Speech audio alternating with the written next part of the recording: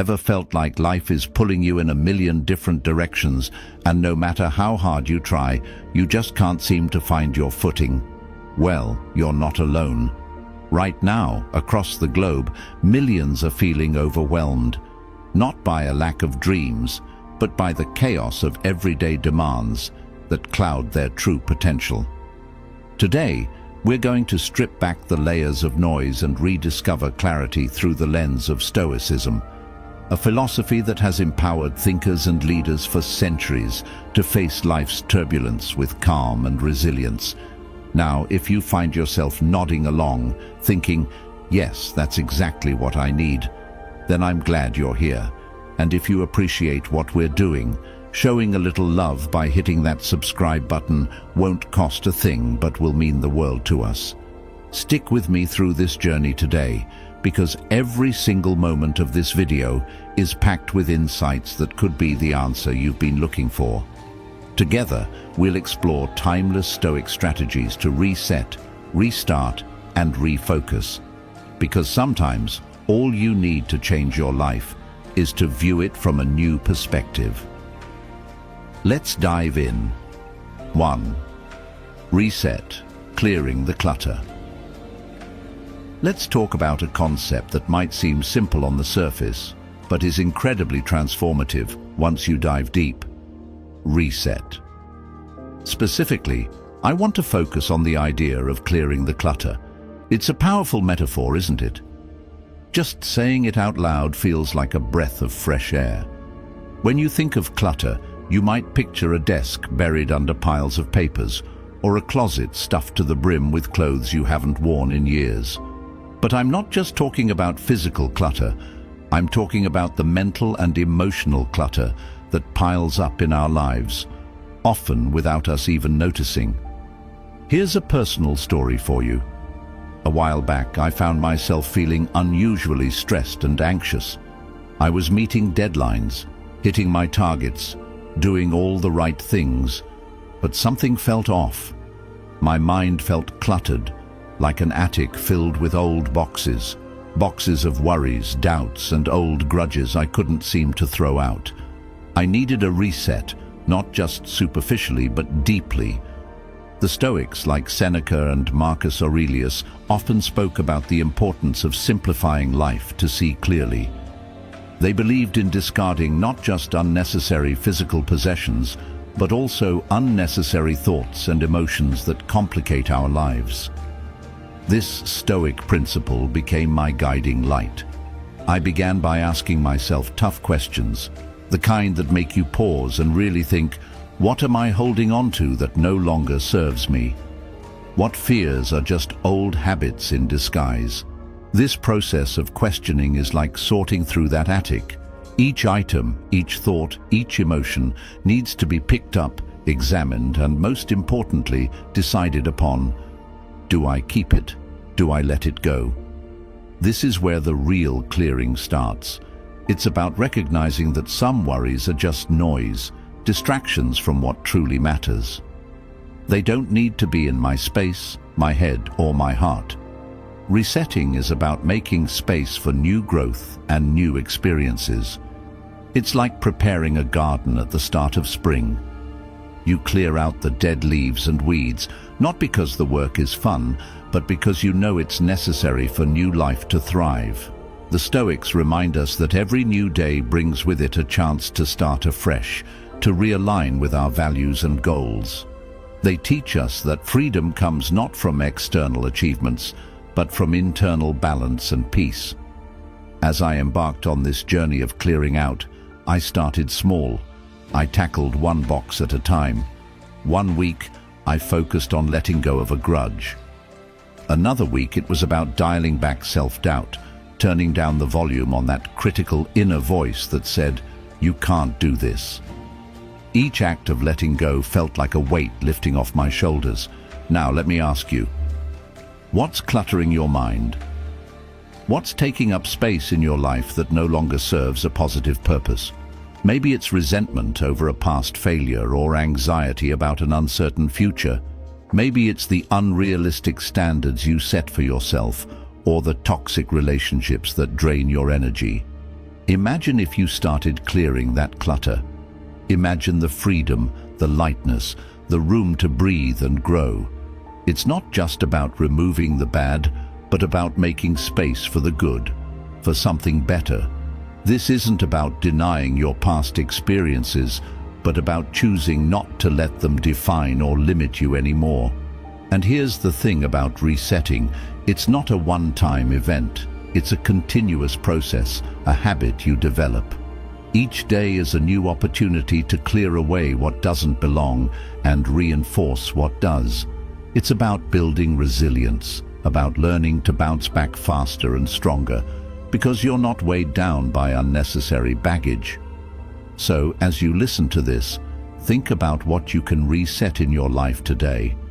It doesn't have to be big. Start small. Maybe it's deciding to forgive someone, to forgive yourself, or to set aside a worry that's been nagging at you. Remember, each piece of clutter you clear makes room for something invaluable. Peace of mind, clarity, and the strength to face whatever comes.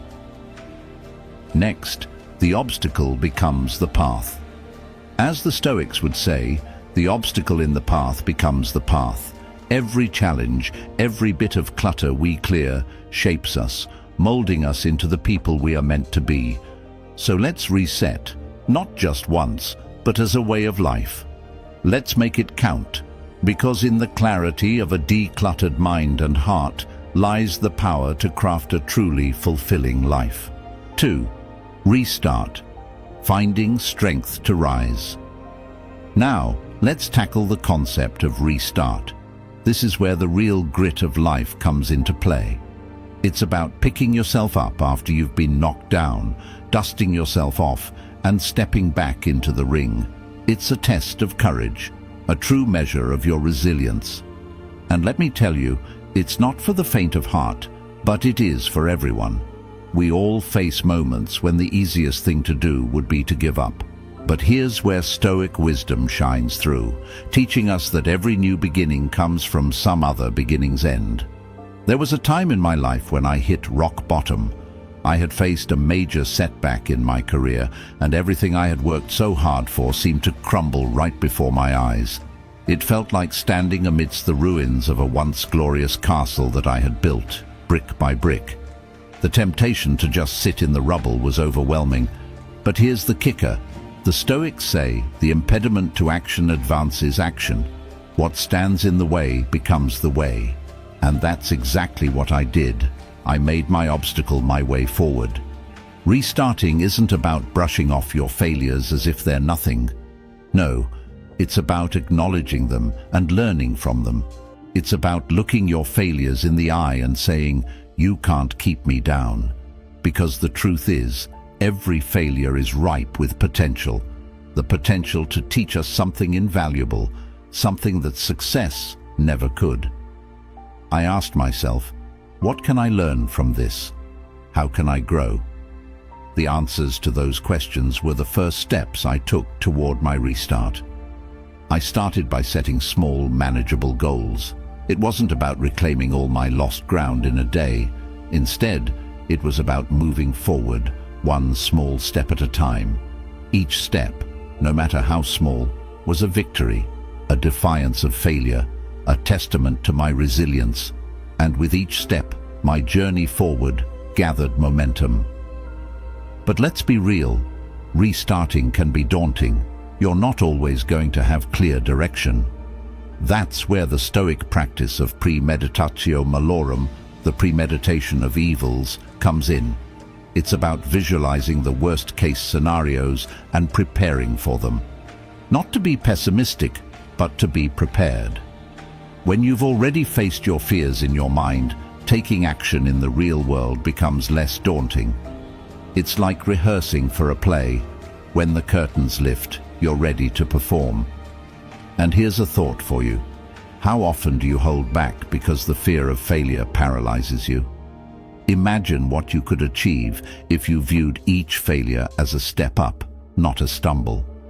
Picture yourself as a phoenix, rising from the ashes, reborn and renewed. That's the essence of restarting. It's not about never failing. It's about never letting failure have the last word. The power of community. During my restart, I also learned the importance of community. Sharing my struggles, being vulnerable. It connected me with others who were on their own paths of restarting. We supported each other, cheered for each small win, and pushed through setbacks together. Remember, you're not alone. Reach out, connect, share your journey. The strength you gain from others can be your greatest asset when restarting. Amor fati, loving your fate. Stoicism also teaches us the value of amor fati, a love of fate. It means embracing everything that happens to you, including your failures. It's about saying, this is exactly what I needed. Because sometimes the lessons we need most can only be learned the hard way. Embracing your journey, with all its ups and downs, makes restarting not just a necessity, but a privilege. So, if you're standing at the crossroads, unsure if you can face starting over, let me leave you with this. Every restart is a declaration of hope. It's a commitment to yourself that you are not defined by your past, but by the courage you show in moving forward. And every time you choose to restart, you are taking another step toward becoming the person you are meant to be. Don't wait for the perfect moment to restart. Create it. Make today the day you pick up the pieces and craft something new. Beginning your next chapter. Your next chapter is waiting to be written, and it starts with a single decision: to rise, restart, and embrace the journey ahead. Remember, in the words of Marcus Aurelius, very little is needed to make a happy life. It is all within yourself, in your way of thinking. So, think like a Stoic, restart like a warrior, and transform your life into the masterpiece it's meant to be. 3. Refocus, keeping your eyes on the prize. Now, let's talk about a crucial step in our journey of self-reinvention. Refocusing. Refocusing is about keeping your eyes on the prize, about aligning your daily actions with your ultimate goals. It's easy to get sidetracked in this fast-paced world, to lose sight of what we truly want. The noise of everyday life can drown out our deepest desires and true intentions. But here's where the art of refocusing comes into play, guiding us back to our path, to what really matters. There was a time in my life when I felt like I was drifting. My goals seemed blurry, and my actions didn't align with what I deeply aspired to achieve. I was busy, sure, but not productive in the way I wanted to be. It was like sailing a boat without a compass. I was moving, but not necessarily forward. That's when I stumbled upon a Stoic principle that changed everything, the concept of prohairesis, or attentive focus. This ancient idea taught me the importance of mindfulness and intentionality in every action. Refocusing means being deliberate about what you let into your life. It's about pruning the unnecessary, the trivial, and the distractions that sap your energy and scatter your focus. It's about asking yourself, is what I'm doing right now serving my ultimate purpose? If not, it might be time to let it go. Let's get practical here. Start by defining your top priorities. What are the 3 things that, if you achieve them, would make the biggest impact on your life? Write them down. Keep them somewhere you can see every day, and each day, do at least one thing that moves you closer to one of those goals. It's about small, consistent actions. As the Stoics believed, it's not the grand gestures, but the daily decisions that shape our destinies. Refocusing also involves setting boundaries, sturdy, visible lines that protect your time and energy. It means saying no to unnecessary commitments that do not align with your goals. It means being okay with disappointing others to not disappoint yourself. Stoicism teaches us that our time and focus are among the few things we can control. Use them wisely. Here's something to ponder. How often do you find yourself doing something just because it's what you've always done?